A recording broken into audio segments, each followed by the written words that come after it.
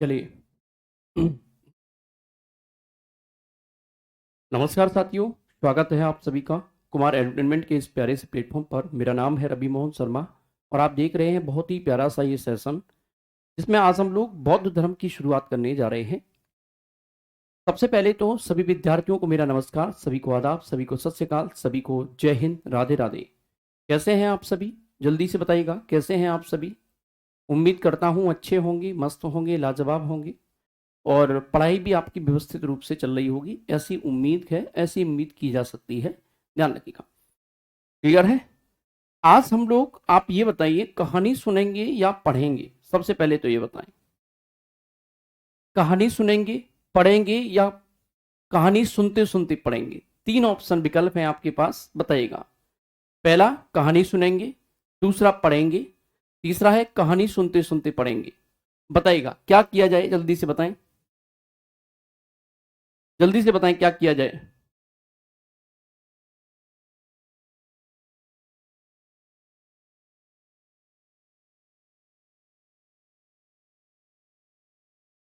हाँ दोस्त, जल्दी से बताएं क्या करेंगे।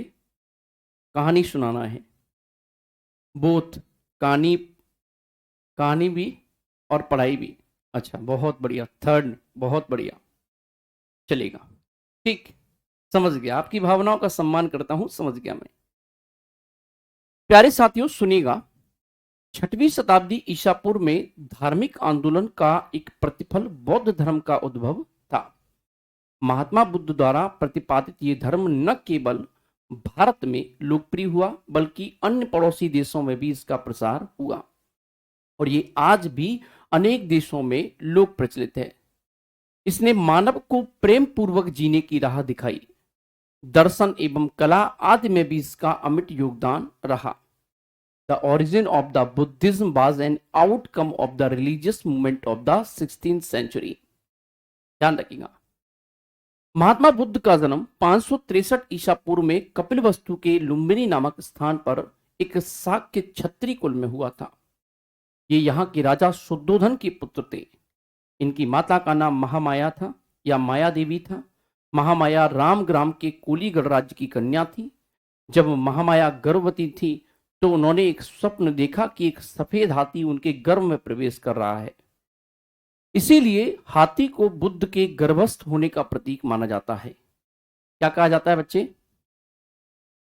ध्यान रखिएगा, हाथी को प्यारे साथियों बुद्ध के गर्भस्थ होने का प्रतीक माना जाता है। ध्यान रखिएगा, जब बच्चा जनन का समय निकट आया, यानी कि बच्चे का जन्म देने का समय जब निकट आया, जनन प्रक्रिया का, तब महामाया ने अपने पति शुद्धोधन से मायके, यानी कि नेहर कहा जाता है जिसे, मायका नेहर था देवदह, ध्यान रखिएगा, देवदह में जाने का आग्रह किया और रास्ते में ही लुम्बिनी ग्राम सिद्धार्थ नगर जिले का आधुनिक रुम्बिनदेई के आम्र कुंज में साल वृक्ष के नीचे महामाया ने एक शिशु को जन्म दिया। बड़ा ही बेहद सुंदर शिशु था। ध्यान दीजिएगा, कपिल वस्तु, ये कपिल वस्तु की पहचान पहले नेपाल के तिलौरा कोट के रूप में की जाती थी, परंतु अब अधिकतर विद्वानों का मत है कि इसकी पहचान उत्तर प्रदेश के सिद्धार्थ नगर जिले में स्थित पिपरवा से की जानी चाहिए। क्लियर है? यानी कि वर्तमान में जो पिपरवा है वही इनके माता का जो मायका था वो है। क्लियर है? ध्यान रखिएगा। आगे देखेंगे हम लोग, यहाँ पे चीजों को समझने का प्रयास करेंगे और देखेंगे क्या क्या चीजें और घटित हुई है। तो प्यारे साथियों, हुआ क्या है, एक बात और चीजों को समझने का प्रयास करिएगा। उनके जन्म स्थान की पुष्टि अशोक द्वारा स्थापित स्तंभ से होती है। इसमें लिखा है, हिद बुद्ध जाते शक्य मुनीत हित भगते जाते, अर्थात यहाँ शाक्य मुनि बुद्ध भगवान उत्पन्न हुए थे और इस शिशु का नाम जन्म के 5वें दिन सिद्धार्थ रखा गया। ज्ञातव्य है कि बुद्ध को शाक्य कुल में जन्म लेने के कारण शाक्य सिंह या शाक्य मुनि भी कहा जाता है। विमाता गौतमी के पालन पोषण करने और कालांतर में ज्ञान प्राप्त होने के बाद इनको गौतम बुद्ध की संज्ञा प्रदान की गई। ध्यान रखिएगा, ज्ञातव्य है कि सिद्धार्थ के जन्म के समय ही असित ऋषि ने उनकी बुद्धत्व की घोषणा की थी। अब यहां से हम लोग चीजों को थोड़ा सा बारंबार देखेंगे, चीजों को बार बार समझेंगे। बुद्ध के जन्म के 7 दिन पश्चात इनकी माता महामाया का देहांत हो गया। उसके बाद बुद्ध का लालन पालन उनकी विमाता मौसमी प्रजापति गौतमी ने किया। ध्यान रखिएगा, विमाता किसको कहा जाता है प्यारे बच्चे? विमाता कहा जाता है जो कि माता की जगह आती है, यानी कि सौतेली मां को भी विमाता कहा जा सकता है। तो मौसी प्रजापति ने इनकी गौतमी ने क्या किया है? इनका लालन पालन किया है। प्रजापति गौतमी महामाया की छोटी बहन थी और इनका विवाह भी किससे हुआ बच्चे? शुद्धोदन से हुआ था, ध्यान रखिएगा। क्लियर है? अब प्यारे साथियों इसके बाद एक और चीज आएगी। क्या आएगी वो सुनिएगा। होगा ये मेरे प्यारे लाडलो, राजदरबार के ज्योतिषी कालदेव तथा ब्राह्मण कौंडिन्य ने आदि ने बुद्ध के जिन विषय में कहा था कि ये बालक या तो चक्रवर्ती राजा बनेगा या सन्यासी। सिद्धार्थ बाल्यकाल से ही चिंतनशील प्रकृति के थे। ये बचपन में ही जम्बू वृक्ष के नीचे ध्यान लगाया करते थे। इनके पिता शुद्धोदन इन्हें सांसारिक भोग की तरफ आकर्षित करने हेतु अनेक उपाय करते हैं। सिद्धार्थ का विवाह 16 वर्ष की आयु में शाक्य वंश के राजा सुप्पबुद्ध और उनकी पत्नी पमिता की अत्यंत सुंदर पुत्री यशोधरा से कर दिया। और यशोधरा के अन्य नाम बिंबा, गोपा, भगच्छना आदि मिलते हैं। बुद्ध के रहने के लिए तीनों ऋतुओं के अनुकूल ग्रीष्म, बारिश तथा हेमंतिक राजप्रसाद बनवाए गए। राजप्रसाद का मतलब है घर बनवाए गए कि भाई ये इनमें रह सके। गर्मी का अलग घर था, सर्दियों का अलग घर था, हेमंत ऋतु का अलग घर था। तो इस प्रकार से इनके पूरी की पूरी व्यवस्थाओं को ठीक करने के लिए किया गया है। क्लियर है? अब यहां से चीजें और बेहतरीन होंगी। कैसे होंगी बेहतरीन? थोड़ा सा समझने का प्रयास करिएगा। महात्मा बुद्ध का जन्म हुआ है 563 ईसा पूर्व में कपिलवस्तु के समीप लुम्बिनी में। उरुवेला बोध गया। वर्तमान में वैशाख पूर्णिमा की रात को उन्हें सब ज्ञान प्राप्त हुआ। काशी के ऋषि पत्तन सारनाथ में उन्होंने प्रथम उपदेश धर्म चक्र प्रवर्तन दिया एवं कुशीनारा में इनका निधन हुआ, जिसे बौद्ध ग्रंथों में महापरिनिर्वाण कहा जाता है। इस सेशन की शुरुआत में 2 लाइनों से करना चाह रहा हूं। सबसे पहले तो जो बच्चे कहते हैं ना कि सर मोटिवेशनल नहीं हो पाते हैं, सर मोटिवेशन के लिए क्या करें, पढ़ाई में मन नहीं लगता है, सर क्या करें, पढ़ाई में बिल्कुल भी मन नहीं लगता है, क्या करना चाहिए? तो मेरे प्यारे बच्चों, इस पूरे के पूरे सेशन की में जो व्यवस्था है, पूरे सेशन की जो शुरुआत है, मैं सिर्फ 2 लाइनों से करना चाहता हूं। जिंदा वही है जिसकी आस जिंदा है, जिंदा वही है जिसकी प्यास जिंदा है। अरे सांस लेने का नाम ही जिंदगी नहीं है दोस्त, जिंदा वही है जिसका विश्वास जिंदा है। हम लोगों को कहीं ना कहीं अपने विश्वास के साथ रहना है, अपने दृढ़ संकल्प के साथ रहना है। किसी भी स्थिति और परिस्थिति में अपनी मार्ग से विचलित नहीं होना है। ध्यान रखिएगा, आप लोग महात्मा बुद्ध के बारे में इस नाम से बहुत अच्छे से परिचित होंगे। गौतम बुद्ध, महात्मा बुद्ध। महात्मा बुद्ध आप देख रहे हो, इस व्यक्तित्व से मैं कहीं ना कहीं सबसे ज्यादा प्रभावित हूं। बुद्ध से सबसे ज्यादा प्रभावित हूं, क्योंकि एक राजा का पुत्र है और सब कुछ त्याग देता है। 563 ईसा पूर्व में जन्म हुआ है। बचपन का नाम है सिद्धार्थ और इनके जीवन में 2 लोगों का बहुत योगदान रहा। एक उनके सारथी का जिसका नाम है चाण और दूसरा घोड़े का नाम है कंथक, जिसका बुद्ध के जीवन पर अत्यधिक महत्व रहा। अंततः बुद्ध बाकी लोगों की तरह बड़े हुए और बुद्ध जब बड़े हुए तो स्वाभाविक रूप से कहीं ना कहीं मैं आप लोगों को बुद्ध की कहानी में कुछ चीज आपको बताना चाहता हूं।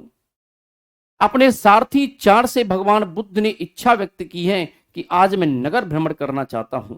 कहानी को बहुत अच्छे से समझिएगा, बहुत अच्छे से देखिएगा। क्या कहा है आप भगवान बुद्ध ने कि आज मेरी इच्छा है कि आज मैं नगर भ्रमण करना चाहता हूं। और जब नगर भ्रमण करने के लिए भगवान बुद्ध निकले हैं तो उन्होंने जीवन के 4 दृश्य देखे। भगवान बुद्ध का जब जन्म हुआ तो बड़े बड़े मनीषियों, विद्वानों और ज्योतिषाचार्यों ने कहा था कि यह बालक चक्रवर्ती सम्राट बनेगा।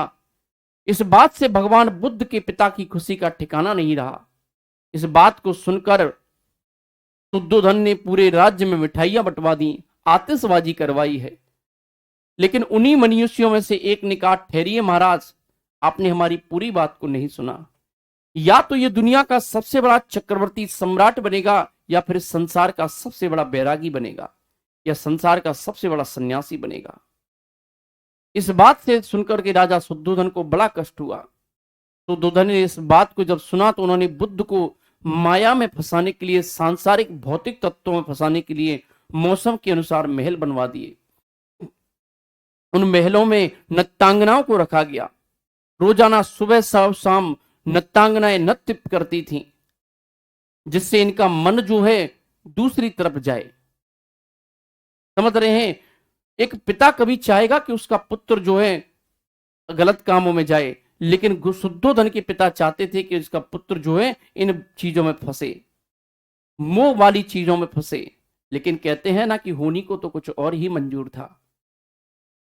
महल में नृत्यांगनाओं को रखा गया, उनका विवाह यशोधरा से कर दिया गया।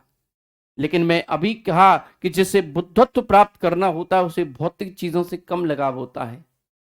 एक दिन समय आता है और वो अपने साथी चाण को आदेश देते हैं कि मैं नगर भ्रमण करना चाहता हूं। और जब नगर भ्रमण के लिए निकले हैं तो अपने साथी चंडक, यानी कि जिसका नाम है चन्ना, और घोड़े कंथक केतक के साथ नगर की तरफ चल दिए।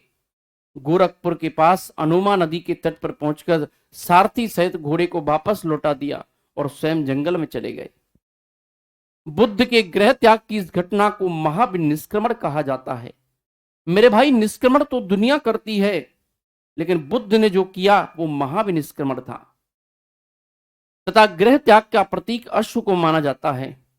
बुद्ध यहां अनुप्रिय नामक आम्र वाटिका में कुछ दिन ठहरे और फिर वैशाली पहुंचे, जहां उनकी मुलाकात आलार कलाम नामक सन्यासी से हुई, जो सांख्य दर्शन के आचार्य थे। ज्ञातव्य है कि इनके केशपुत्र के कलाम की संज्ञा से भी अभिहित किया जाता है, और सर्वप्रथम इन्हीं से बुद्ध ने प्रथम उपदेश दिया। परंतु संतुष्ट नहीं हुए। इन्होंने पूछा, जन्म क्या है, मृत्यु क्या है? आलार कलाम उत्तर नहीं दे पाए। वहां से ये राजगृह पहुंचे हैं, जहां रुद्रक रामपुत्र के आश्रम में गए हैं। वहां भी इन्होंने पूछा है, जीवन क्या है, मृत्यु क्या है? लेकिन वहां पर भी ये संतुष्ट नहीं हुए। अब उरुवेला गया के समीप पहुंचे और वहां 5 ब्राह्मण साथियों कौंडिन्य, भंद्य, बप्प, आंस और अज्जिस के साथ कठोर तपस्या करने लगे। और इसी समय एक स्त्री है सुजाता, उसने बरगद के वृक्ष के नीचे भगवान बुद्ध को खीर खिलाई है। इस बात से 5 ब्राह्मण बहुत नाराज हो गए कि भाई इस बुद्ध को जो है खीर खिलाई जा रही है और हम चुपचाप बैठे हैं। ये 5 इससे भयंकर नाराज हो जाते हैं बुद्ध से और उनका साथ छोड़ करके चले जाते हैं।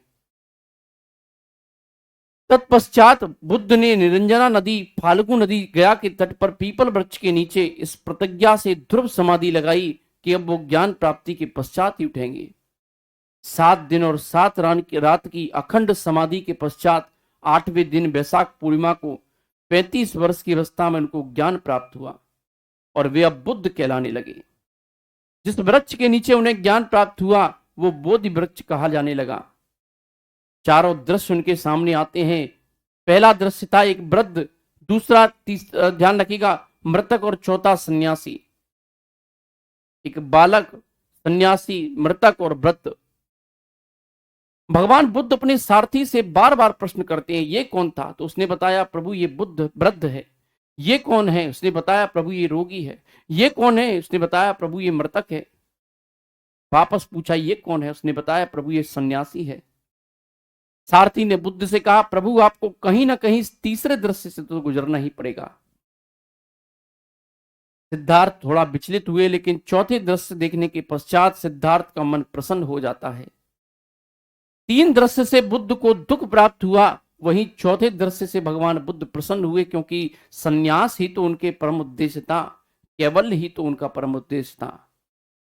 बुद्ध वापस महल लौट जाते हैं, लेकिन मन घर में नहीं लगा, क्योंकि सिद्धार्थ ने बुद्धत्व की ओर जाने का उनका मन विचलित हो रहा था। और इस प्रकार हमारे मन में भी जिज्ञासा होनी चाहिए। 29 वर्ष की अवस्था में भरी जवानी में वो सारी धन संपदा को छोड़ करके गृह त्याग कर देता है। और 29 वर्ष की अवस्था में भगवान बुद्ध के गृह त्याग की इस घटना को बौद्ध ग्रंथों में महाविनिष्क्रमण कहा गया है। मैंने कहा ना, निष्क्रमण तो संसार के बहुत से लोगों ने किया, लेकिन ये महाविनिष्क्रमण हुआ। इस महाविनिष्क्रमण ने संसार की दिशा और दशा दोनों को परिवर्तित कर दिया। और ये सबसे बड़ी बात है, अगर बुद्ध ने गृह त्याग नहीं किया होता तो संपूर्ण साउथ ईस्ट एशिया बुद्ध के प्रकाश से प्रकाशित नहीं हो रहा होता। मैं ये कहना चाहता हूं कि क्या बुद्ध ने गृह त्याग न किया होता तो क्या उनके जीवन में कष्ट नहीं आए होंगे? आप सोचिए, कोई व्यक्ति अपना भरा पूरा साम्राज्य छोड़ रहा हो, अपनी सुंदर पत्नी को छोड़ रहा हो, अपनी नवजात बच्चे को छोड़ रहा हो, सोचिए कितना कष्ट उसके मन में रहा होगा। फिर भी उन्होंने गृह त्याग किया और गृह त्याग करने के पश्चात वो वैशाली के आलार कलाम के यहाँ आश्रम में गए, लेकिन निराशा मिली है। हम लोगों के जीवन में थोड़ी सी निराशा आते ही ऐसा लगता है कि जीवन लीला समाप्त कर लो, खुद को समाप्त कर लो। माता पिता को उल्टा सीधा बोलने लगते हैं। लेकिन मैं उसे व्यक्ति के बारे में बता रहा हूं जो अपना राजपाट छोड़कर आ रहा है और विश्वास के साथ छोड़ रहा है कि इस व्यक्ति के पास जाऊंगा तो ज्ञान मिलेगा।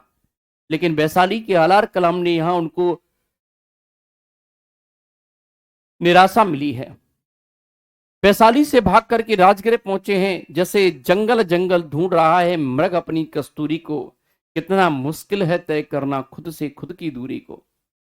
भगवान बुद्ध वैशाली से भागकर राजगिरी पहुंचते हैं, जहां रुद्रक रामपुत्र के यहां आश्रम में रहते हैं, लेकिन वहां भी निराशा मिली। मैं ये कहानी इसलिए सुना रहा हूं मेरे प्यारे बच्चों, क्योंकि बुद्ध ने सब कुछ छोड़ा, निराशा मिली, लेकिन विचलित नहीं हुए। हमारे जीवन में भी कई बार निराशा आती है, लेकिन हमें विचलित नहीं होना है। जो मान लिया और जो ठान लिया वो ठान लिया। अगर बुद्ध विचलित हो गए होते और वापस आ गए होते तो शायद मैं इस ऊर्जा से बुद्ध को नहीं पढ़ा रहा होता। आप खुद सोचिए, बुद्ध राजगृह पहुंचते हैं, रुद्रक रामपुत्र के आश्रम में पहुंचते हैं। बुद्ध को आश्रम में निराशा मिली है, लेकिन सोचिए भगवान बुद्ध का स्वागत स्वयं बिंबिसार करता है। कौन करता है बच्चे? स्वयं बिंबिसार करता है और बुद्ध को अपना संपूर्ण राजपाट देने का लालच देता है। आप स्वयं सोचिए, एक छोटे से कुल गणराज्य का राजकुमार, आज मगध का राजवंश उसको मिला है, लेकिन बुद्ध के मन में लालच नहीं आया है। यही बताना चाह रहा हूं, आप किस मार्ग, आपके मार्ग में अनेक समस्याएं आ सकती हैं, चाहे वो निराशा के रूप में आए, चाहे लालच के रूप में आए, मोह और प्रेम के रूप में आए। आपसे हो सकता है बहुत सारे बच्चे जो है कहेंगे कि मैं तुम्हें प्रेम करता हूं, प्रेम करती हूं।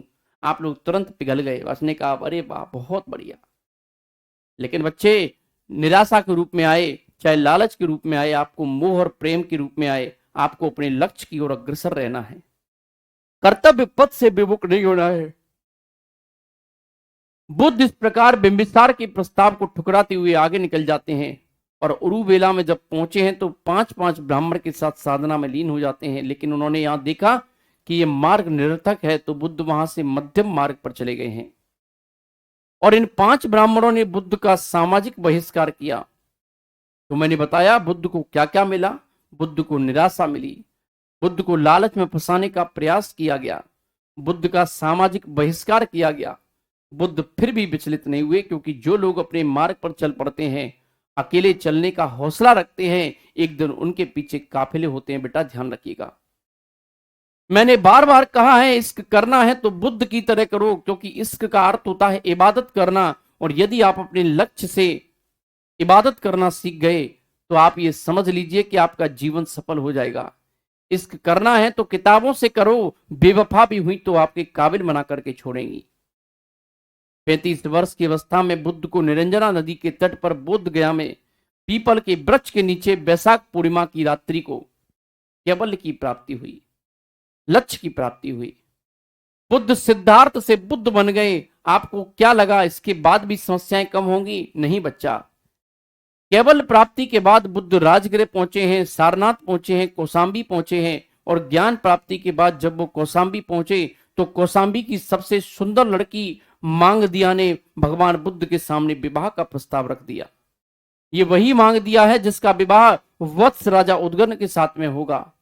उसे लड़की ने भगवान बुद्ध के सामने विवाह का प्रस्ताव रखा है। सोचिए भगवान बुद्ध के मन में क्या आया होगा। वहां भी भगवान बुद्ध ने मुस्कुराकर उसके पिता से कहा कि मैं अपनी पत्नी यशोधरा को छोड़कर निकल चुका हूं, मेरा लक्ष्य कुछ और है और मैं वहां से बहुत आगे निकल गया हूं। और वहां से आगे बढ़ते हुए अपने गृह नगर लुम्बिनी पहुंचते हैं। ये वही लुम्बिनी है जहां भगवान बुद्ध की अंतिम परीक्षा होने जा रही है। ध्यान से सुनिएगा, अंतिम परीक्षा होने जा रही है मेरे प्यारे साथियों। जब नगर वासियों को ये खबर मिली कि उनका राजा आ रहा है, उनका भगवान आ चुका है, सब लोग प्रसन्न हैं, सब लोग उत्सव मना रहे हैं। सभी घरों में दिवाली जैसा उत्सव मनाया जा रहा है, सिर्फ एक व्यक्ति को छोड़ करके। और ये व्यक्ति कौन सा हो सकता है? वो व्यक्ति कौन है जो दुख है, दुखी है, नाराज है? वो है मेरी प्यारी साथियों यशोधरा। यशोधरा जीव है, बुद्ध आज ब्रह्म है। जब भिक्षा मांगते हुए बुद्ध सभी घरों से निकल रहे थे तो अपने घर के सामने जाकर ठहर जाते हैं। जब बुद्ध और यशोधरा की मुलाकात होती है तो यशोधरा अपने पति धर्म को निभाने के लिए बुद्ध से हक मांगती है। यशोधरा और बुद्ध के बीच में संवाद होता है और जब ये वार्तालाप आगे चल रहा होता है तो बुद्ध जरा विचलित हो गए हैं। देखिएगा, यशोधरा फूट फूट कर रोती हैं। बगल में एक छोटा सा बालक खड़ा हुआ है। बुद्ध की आंखों से भी बहुत सारे आंसू हैं। दोनों भयंकर रोते हैं। बुद्ध एक पल को विचलित हो गए। उन्होंने सोचा पत्नी और बेटे को बहुत साल हो गए हैं, गले लगा लो। बुद्ध विचलित हुए, लेकिन इसी दौरान महात्मा बुद्ध ने अपना कमंडल आगे कर दिया और कमंडल आगे करते हुए कहा, हे मां भिक्षाम देहि। जैसे ही यशोधरा ने सुना कि भगवान बुद्ध उनसे भिक्षाम देहि, मां भिक्षाम देहि मांग रहे हैं, उनकी आंखों से आंसू और बहने लगे हैं। उनके पैरों के नीचे से जमीन सरक गई। कहा जाता है कि यशोधरा इतना रोती है कि बुद्ध का कमंडल भर जाता है। तो ये बुद्ध की अंतिम परीक्षा है कि बुद्ध निरंजना के तट पर एक बोध गया में अगर ज्ञान प्राप्ति करने में कुछ अपूर्णता बुद्ध को रह गई थी तो वो यशोधरा की आंसुओं ने पूर्ण कर दिया। यशोधरा के आंसुओं ने बुद्ध के कमंडल को भरकर उसे पूर्ण कर दिया। इस प्रकार भगवान बुद्ध पूर्ण हो गए। जानते हो बुद्ध को भिक्षा में क्या मिला? आप स्वयं सोचिए, वो व्यक्ति अंदर से कितना मजबूत है। यशोधरा ने कहा, प्रभु मैं भिक्षा तो दूंगी लेकिन आपको कबूल करना पड़ेगा। उसने कहा ठीक है। उसने अपने पुत्र राहुल को आगे कर दिया और यशोधरा ने कहा, आप इसे लेकर के जा सकते हैं, इसके अलावा तो मेरे पास में फूटी कौड़ी भी नहीं है। मेरे घर की स्थिति आप देख सकते हैं, कहां राजा की बेटी है बेटा, कहां एक फूटी कौड़ी भी इसके पास नहीं थी। सोचिए कैसा दृश्य रहा होगा। लेकिन बुद्ध ने जवाब दिया, यशोधरा जो तुझे छोड़ कर गया था वो कोई और था, वो सिद्धार्थ था, और जो तेरे सामने खड़ा है वो बुद्ध है। सिद्धार्थ तेरा था, बुद्ध संसार का है। और मैं यही तो बात आपको बताना चाहता हूं कि आपके जीवन में न जाने कितनी समस्याएं आएंगी, लेकिन आपको अपने मार्ग से विचलित नहीं होना है बच्चे। इन बुद्धत्व लोगों से हमें यही तो ज्ञान प्राप्त होता है। यदि निराशा मिलती है तो परेशान नहीं होना है, सामाजिक बहिष्कार होता है तो विचलित नहीं होना है, कोई भी परेशानी आए विचारण नहीं होना है। इस प्रकार भगवान बुद्ध कहीं ना कहीं अपने मार्ग पर निकल पड़े। आम्रपाली जैसी वैशाली की नगर वधू ने भगवान बुद्ध से मिलने का प्रयास किया। भगवान बुद्ध ने उसके आतिथ्य को भी स्वीकार किया। वैशाली के लोगों ने भगवान बुद्ध का विरोध किया क्योंकि भगवान बुद्ध वैशाली की नगर वधू आम्रपाली का आतिथ्य स्वीकार करते हैं। आम्रपाली को लगा कि भगवान बुद्ध उसके रंग में रंग जाएंगे। नगर वधू है, नगर वधू का मतलब होता है एक वेश्या। आम्रपाली एक वेश्या है और उसको लगा कि भगवान बुद्ध उसके रंग में रंग जाएंगे, लेकिन आम्रपाली स्वयं भगवान बुद्ध के रंग में रंग गई। उसने अपना अपना पैसा छोड़ करके अपना जो काम धंधा था सब कुछ छोड़ करके, वेश्या का काम छोड़ करके और भिक्षुड़ी बन जाती है और इस प्रकार वो बौद्ध संघ के अंदर आ जाती है। मैं आप सभी से यही कहना चाहता हूं कि आप बुद्ध को समझिए, आप बुद्ध को पढ़िए और ये निर्णय लीजिए कि जीवन में जब समस्या हुई तो बुद्ध विचलित नहीं हुए। इसी प्रकार हमें भी अनेक समस्या आ सकती हैं, हमें विचलित नहीं होना है, सिर्फ अपने लक्ष्य को भेदना है। ध्यान दीजिएगा।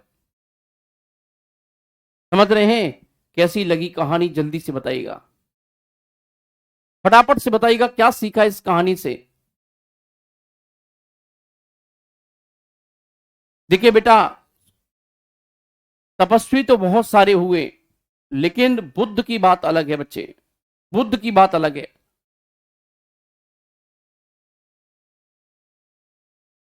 बुद्ध की बात अलग है, समझ रहे हैं?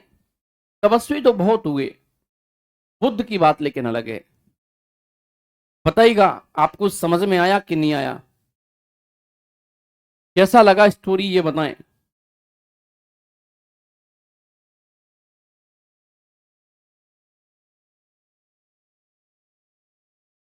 हाँ दोस्त, जल्दी से बताएं।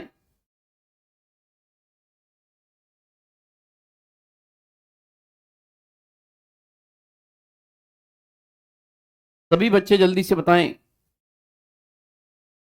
कैसा लगा भाई आज का ये सेशन। मुश्किलों से परेशान नहीं होना है, बहुत बढ़िया साक्षी शर्मा, बहुत शानदार बच्चे, एकदम मुश्किलों से परेशान नहीं होना है। सर इमोशनल कर दिया आपने, बहुत बढ़िया, गुड, बहुत अच्छे, बहुत शानदार, गुड, बहुत बढ़िया, चलेगा, बहुत बढ़िया, ठीक है, बहुत बढ़िया,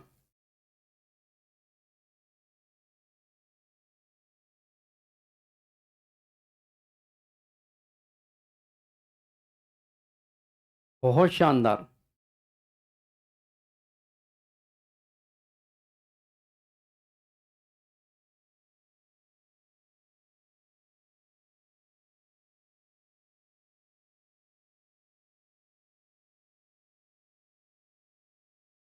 ठीक है, चलेगा। आज के लिए कहानी बहुत है, बाकी का हम लोग करेंगे कल। क्लियर है? आज बस इतना ही पढ़ते हैं, क्योंकि आज आपके अंदर मोटिवेशनल ऊर्जा है, और ये मोटिवेशनल ऊर्जा जो है बच्चे व्यर्थ नहीं जानी चाहिए, ध्यान रखिएगा। ठीक है? नहीं बेटा, शरण में जाने का जरूरत नहीं है, लेकिन चीजों को समझने का जरूरत है। बस ये समझिएगा कि आपको जीवन में घबराहट नहीं होनी चाहिए, आप लोग ध्यान रखिएगा, घबराहट नहीं होनी चाहिए। आज हम लोग इतना ही पढ़ेंगे, बाकी का पढ़ेंगे हम लोग कल। क्लियर है? चलेगा, थैंक यू।